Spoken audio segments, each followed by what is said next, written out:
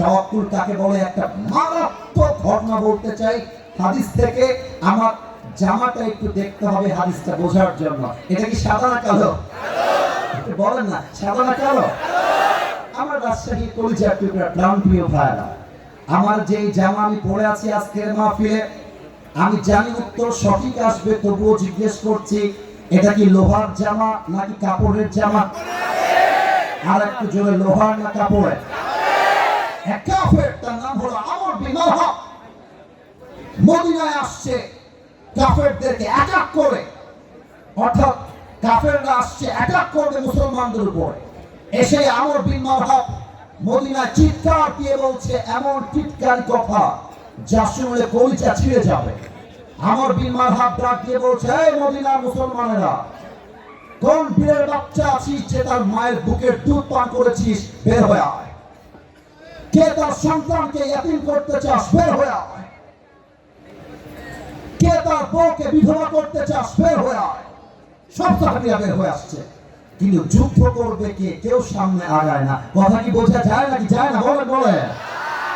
এবার কেউ যখন সামনে আগায় না, আলী সুন্দর করে হাত তুলেছে, বলছে, ইয়া রাসূলুল্লাহ, give me just one chance. হে রাসূল, আপনি আমাকে একটা চান্স দেন, একটা কোপ মারবো, কাফের কল্লা 40 হাত দূরে গিয়ে পড়বে।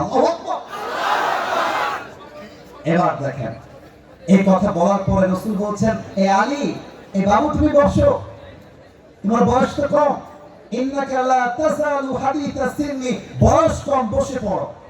তো আলী এই কথা শুনে আলী গায়ে লাগছে হালকা, বাট নবী যেহেতু বলেছে চুপচাপ বসে গেছে। এবার আমর বিন ওয়াহাব আরো মারাত্মক কথা বলছে। আমর বিন ওয়াহাব ডাক দিয়ে বলছে, তোদের ইসলাম নাকি সত্য? তোরাই তো বলিস আল্লাহর রাস্তায় শহীদ হয়ে গেলে সোজা তোরা জান্নাতে যাবি, তো তোরা কি জান্নাত চাস না? জান্নাতে আয় আমার কাছে, আয় যুদ্ধ কর। কে আছে আমার সামনে? আয়। কেউ হাত তুলছে না। আলী আবার হাত তুলেছে, ইয়া রাসূলুল্লাহ, just please give me one chance, আমাকে একটা সুযোগ দেন, ওর বাপের নাম ভুলাই দিব, একটা চান্স। রাসূল বলছে, আলী বসে বসে বসে। আলী বসে গেছে। কেউ হাসবেন না, আমি কিন্তু হাসির কথা বলতে আসি না, এখন সিরিয়াস মোডে আছি। কথাটা বুঝতেন তাওয়াক্কুল কাকে বলে। 3 নম্বর টাইম যখন হাত তুলেছে, রাসূল বুঝে গেছে আলীর বুকে জাস্ট কলিজা নাই, পুরো বুকটা ভরা কলিজা কলিজা। ঠিক না বলে? আচ্ছা, কি দিয়ে বুঝাই রে ভাই? Okay, look at my right hand, ডান হাত দেখবেন। এই ডানের ভাই, সামনের ভাই, আমার লেফটের ভাই, বোতলটা দেখা যায়? তাহলে প্রশ্ন করছি, এটা কিসের বোতল? আর একটু জোরে, কিসের বোতল? ওকে, 30 সেকেন্ডের জন্য ভাবেন যে এটা কোনো পানির বোতল নয়, এটা হচ্ছে জুলফিকার, লম্বা এক তরবারি। আমি অভিনয় করে বোঝাচ্ছি হাদিসের প্রেক্ষাপটটা, সিচুয়েশনটাকে, just to express the situation of হাদিস। হাদিসটাকে একদম অভিনয় করে বোঝাচ্ছি। আলী ওখানে বসে বসে হাত তুলেছে, আমি যাব। রাসূল বলছেন, আলী কাম হিয়ার, এদিকে আসো। জুলফিকার, তরবারি আলীকে এমন করে দিয়েছে, আর ডাক দিয়ে বলছে, আলী ভয় পেও না, মাথায় রেখো, কেউ না থাকলেও তোমার সাথে আছে একজন। গো এন্ড ট্রাই টু ইট। আমর বিন ওয়াহাব, যাও যুদ্ধ শুরু করো। কিন্তু এবার আসেন মূল পয়েন্টে। এই রাজশাহী ভাইরা, এইটা আমার উপরে সামিয়ানা, এটার নাম কি? আওয়াজটা একটু কম আসলো, এটার নাম কি? আমাকে দেখবেন সবাই, সামিয়ানা কি আমার কাছাকাছি না উঁচুতে ভাই? মানে সামিয়ানা আমার চাইতে লম্বা, আমি সামিয়ানার চাইতে খাটো। এবার আমি হাদিসটা বোঝাই। আমর বিন ওয়াহাবের হাইট হচ্ছে জাস্ট লাইক 6.9, আর আলীর হাইট হচ্ছে অলমোস্ট 5.9। তার মানে কি দাঁড়ালো? আমর বিন ওয়াহাব এত লম্বা, আলী যদি দেখতে চায় এভাবে দেখলে হবে না, এমন করে দেখতে হবে। আর আমর বিন ওয়াহাব যদি আলীকে দেখতে চায় এমন করে দেখলে হবে না, তার মাথাকে নিচু করে আলীকে দেখতে হবে। আমর বিন ওয়াহাবের পুরো দেহের পোশাক লোহার দ্বারা তৈরি, মাথার মুকুট লোহার দ্বারা তৈরি। আলী যখন তার সামনে দাঁড়িয়েছে, মনে হচ্ছে একটা হাতির সামনে সামান্য পিঁপড়া দাঁড়িয়ে আছে, এতটা হাইটে কম বেশি। এবার আমরা রাজশাহীর ভাষায় মাঝে মাঝে বলি না, এই তুমি কে গো? তার বাড়ি যদি কি ভাইয়া নতুন নাকি?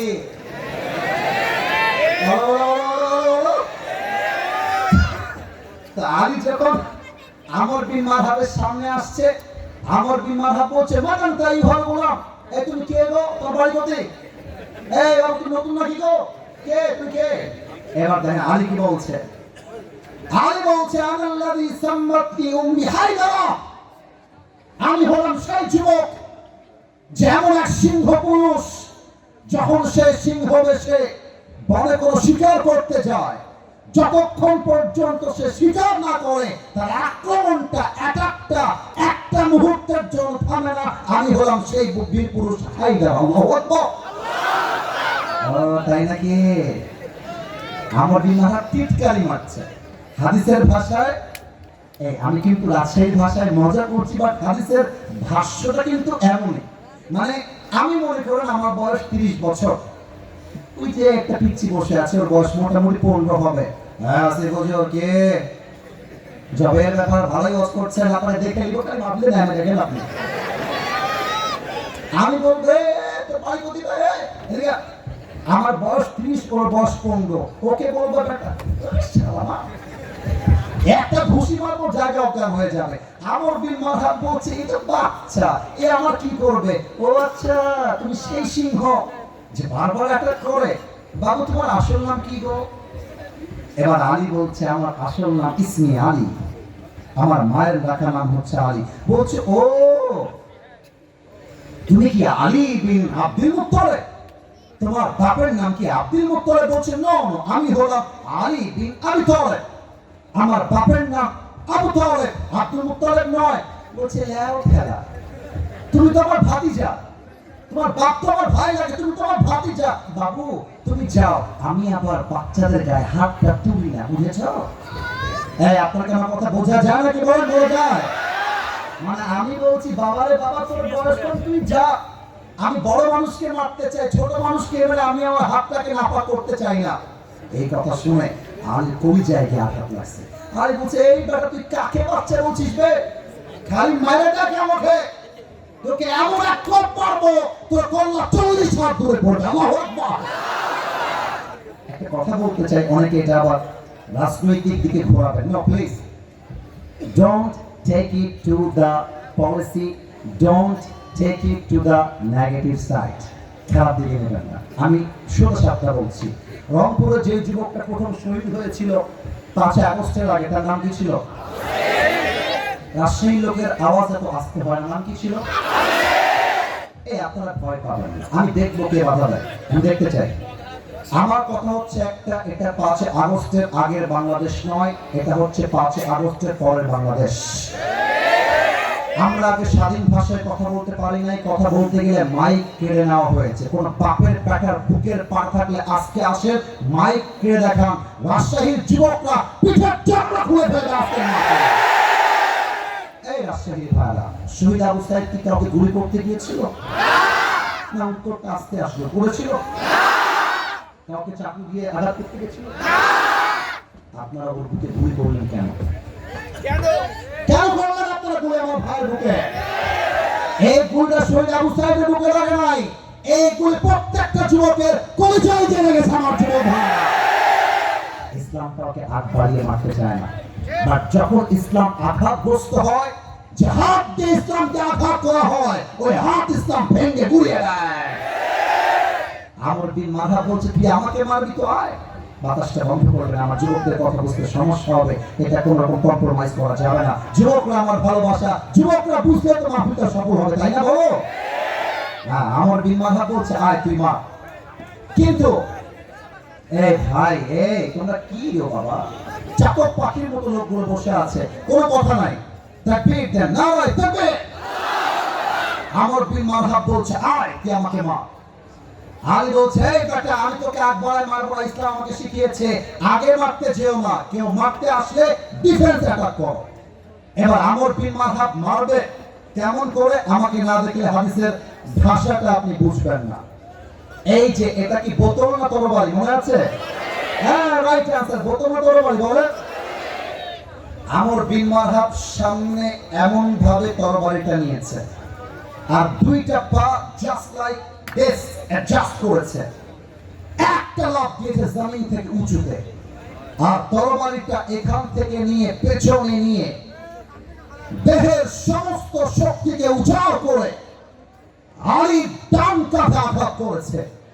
আর আলী তার ঢাল দিয়ে হাসবুনাল্লাহু ওয়া নি'মাল ওয়াকিল, নি'মাল মাওলা ওয়া নি'মান নাসির, ঢালটাকে উঁচু করে এমন করে ধরেছে, আল্লাহই এনাফ, আল্লাহই যথেষ্ট।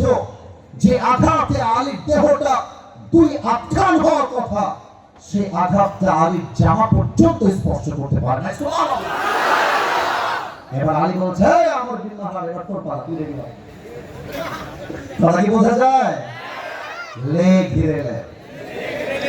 এবার আমর বিন মারহাব কিন্তু নড়ে চড়ে বসেছে। কারণ কি বলেন তো? এত জোরে আঘাত করলাম, একটা আঘাত লাগলো না, how can it possible man?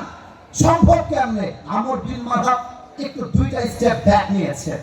এবার আলী তার জুলফিকারকে এমন করে তুলেছে, দুইটা পা একসাথে করেছে, just like a position of battle, just like a position of fight, যুদ্ধের পজিশন নিয়েছে। একটা লাফ দিয়ে তরবারিটা পেছনের থেকে নিয়ে নারে তাকবীর, আল্লাহু আকবার বলে একটা আঘাত করেছে। আমর বিন মারহাবের লোহার পোশাক ভেঙে একটা কোপে আমর বিন মারহাবের দেহটা দুই ভাগ হয়ে ছিটকে জমিনে ছড়িয়ে পড়েছে। এখন আপনারা বলবেন, হুজুর আলীর বয়স তো কম, আমর বিন মারহাবের বয়স বেশি, আলীর শক্তি কম, আমর বিন মারহাবের শক্তি বেশি, বিজয়ী হলো কেমনে? বিজয়টা হয়েছে এই জন্য, কারণ হলো আমর বিন মারহাব ভরসা করেছে মূর্তিকে, আমর বিন ভরসা করেছে পাথরকে, আর আলী ভরসা করেছে আল্লাহকে। আর যে আল্লাহকে ভরসা করে, কাফেররা তার একটা চুল বাঁকা করতে পারে না।